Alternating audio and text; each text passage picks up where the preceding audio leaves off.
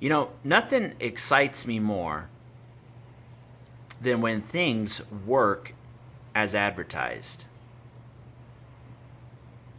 Those of you who've seen my prior review will know that I had originally purchased a Fabrique Nationale cold hammer forged 1 7 twist chromoly vanadium barrel for the SPR Mark 12 inspired build in front of you.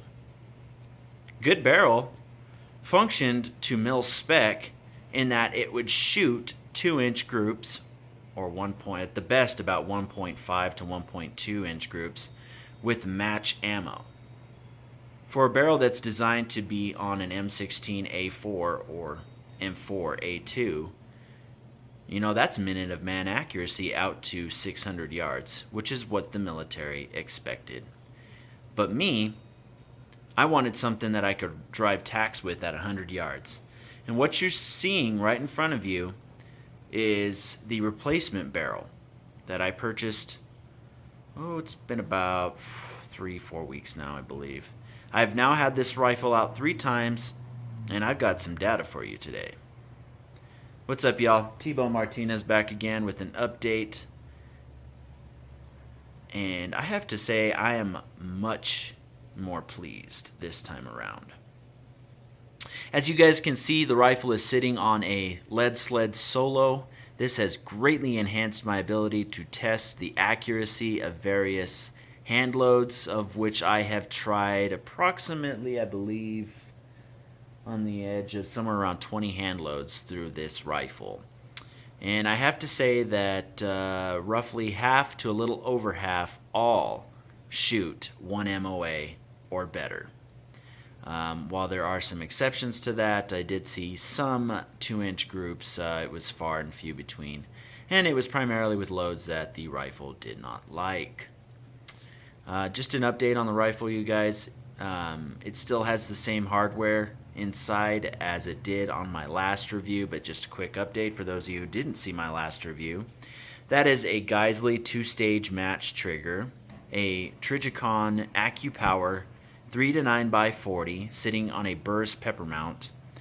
That is a white Oak Armament match grade stainless steel barrel with a 1 to 7 twist and a Y-lead chamber. You guys, I specifically wanted to go for something that I could get max accuracy out of. This rifle is not built to be a battle blaster, go out there, lay down 90 rounds to several hundred rounds, rapid fire. No, that's not what this is for. This rifle is for sitting in the setup you have right in front of you. And for the philosophy of use that I built this rifle for, that is completely adequate. Maybe later in the future I will build a short 14.5 inch battle blaster that I can take out and do some pretty intense plinking or training with. Anyways, so you guys, I'm just, I love when things work like they're supposed to. So I'm going to roll some targets in front of you guys. And if you guys have any questions or anything, feel free to leave it. I try to get back as soon as possible. So let's see here. Okay, so I initially started out by sighting in at 50 yards. I wanted a 50-yard zero with M193 55 grain. These are my first 5 shots out of the rifle. I was aiming dead center here. At that time, I did not have the lead sled solo. I had a Caldwell sandbag supported on a shooting bench, so it was pretty solid. And as you can see, that's not bad. About a 1-inch, little over 1-inch group at 50 yards. So we're looking at about 2 MOA there. So I adjusted it down, the point of impact, got another 1-inch group. Adjusted it furthermore, got kind of a wide group here. I went ahead and adjusted. I made some more adjustments, and I was pretty much dead on. Went ahead and confirmed again. Seemed like it was hitting a little low, and confirmed one more time. So as we can see, you guys, we got about 2 to 3 MOA groups here. As you will see later, with plinking, ball ammo, From the data I have seen, 2 to 3 MOA is about normal, even for a match grade barrel.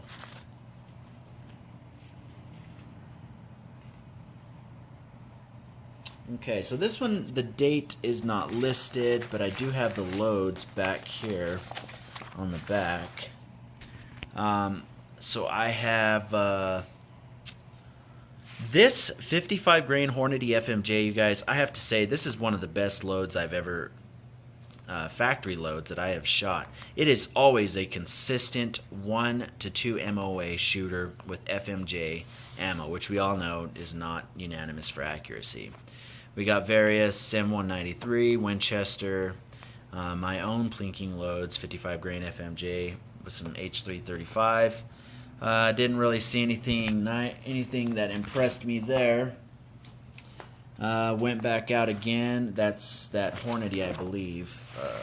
Yep, Hornady, 55 grain, 24.6 grains of H335, 55 grain bullet. Okay, so let's shoot some for accuracy. Okay, this kind of surprised me here, and for those of you who've seen my last review, again, I expected this to change. You guys, this is like a freaking 2.5, 3-inch group with Hornady 5.56 match, 75 grain match load. This is just unbelievable, and that is exactly what the accuracy I was getting in my last barrel. And I've also seen that accuracy out of a 16-inch Colt barrel as well, in a 6920. Same thing, you guys, just garbage group here. I mean, on par with M855 here. This is M855 out of that barrel there. It's shooting about 3.5, 3.7 inches, so that's about normal for that load. Maybe a little bit big, but not too bad. This is a Nosler custom bullet sitting on 22 grains of Varget. Same thing, 22.4 grains of Varget. We're looking at about 1.3 MOA. Same day. This is Federal Gold Medal Match. I expected to see that out of a match quality barrel. I could never get that group. Only one time. One group out of 8 groups fired out of my last barrel got sub MOA accuracy with Federal Gold Medal, and I expected a lot better for a reputation, for a company with a reputation like FN has. Again, you guys, Hornady FMJ, just man, good stuff there. This is Winchester M193, 55 grain. My hand loads just really not shooting too good. I'm gonna have to adjust that load, I guess. Okay, so back on the 2nd of July, 77 grain Sierra Match King, shooting into about 0.6 MOA. 77 grain Sierra Match King, shooting into about 1.5, 1.6 MOA. I don't remember what that was, so I forgot to label it. Oh, that's 69 grain. Both of these are 69 grain Sierra Match Kings sitting on Varget loads. Shooting about 1.5 MOA. This was a Nosler custom sitting on Varget, I believe. Both of these are Varget loads. These are about the extent, the worst accuracy I've seen with match loads came out of this besides today's shooting. And besides those Hornady loads, which just shot like absolute freaking garbage. Okay, this is a 0.9 MOA group here, and this one, you guys, I know we all hear it a lot, that flyers, this really was a flyer. I jerked the trigger when I was shooting, and to prove it, that is 4 shots into almost 1 hole, 0.3 MOA. So went away that day really liking those groups there, as well as the ones that I shot beforehand. Did I forget to tell you guys? Okay, yeah, this was a 77 grain Sierra Match King as well. All right. Am I missing a target? No, I'm not. All right, so this is today, guys. Okay, this was 75 grain Hornady Tap 223. This kind of surprised me, but I'm pretty sure this was user error. Again, you guys, other than the first time I went out shooting, I have been using this lead sled solo. So I'm pretty sure, you guys, this was a combination of wind and me getting covered in freaking bugs. I forgot to take the bug spray with me because it shot this group right afterwards, and this is a 1.2 MOA group. So I think this is probably more representative of the load. This was a 1.3 MOA group. That's with PMC Match, 77 grain Sierra Match Kings. I was surprised. I did not realize that PMC X-Tac produced this load. I went ahead and picked up a box. So far it's had relatively okay performance. It's always shot right around 1.2 to 1.5 MOA. That is, once again, guys, federal gold medal match. Man, I just love that stuff. 77 grain Sierra Match Kings. And this was 77 grain Sierra Match Kings sitting on a Black Hills Mark 262 556 load. And that is right about 0.8 MOA, 0.9 MOA. This was 0.6 MOA. Not too bad, not too bad. Let me show you some plinking loads from today. I don't know why those things curl up like that. Once again, guys, that's that Hornady FMJ stuff. Good stuff. And that's been pretty universal. I saw that in my last barrel, too. So that is going to be my plinking load from now on. It's a little more expensive. Actually a lot more expensive than almost double the price than American Eagle, but it shoots good. It's really good stuff. Okay, so we got Black Hills 223 55 grain FMJ shooting into about 1.6 MOA, 1.5 MOA. This was about 2.6, 2.7. American Eagle shot just a little bit better. All of these loads were at, by the way, guys, I always shoot at 100 yards. I don't know if I mentioned that. So really like these targets here. All right, so I put together some confirmation loads that shot really good the last time I went out, and I wanted to confirm accuracy at 100 yards by making the same load but doubling up the amount. Here, that 0.3 inch group that I shot before, I wanted to go ahead and confirm accuracy. And once again, guys, this definitely was me here. When I pulled, that was actually my first shot. I know I pulled that to the left when I jerked the trigger. Just trying to focus on my fundamentals with the sun bearing down on me gets a little difficult.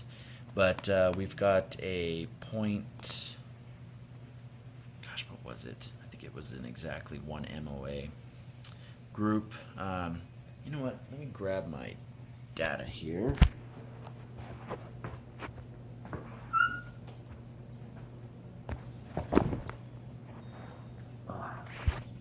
Okay, so just sub MOA 1.005 inch group here. So 90% of the shots landed in 1 MOA, so I'm going to go ahead, like I said, I know I jerked that trigger there. Let's see here. Okay, so I bought some of these tipped Match King 69 grain bullets just to try them out. They do have a higher ballistic coefficient. They actually have the same ballistic coefficient as 77 grain Sierra Match King's hollow point boat tails. So I'm really going to try to work up a good load. So I went ahead and started out with 24.5 grains of Varget, shot into about 1.1 MOA.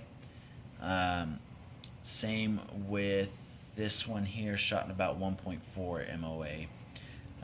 This was the Sierra Match King. This was the tipped Match King.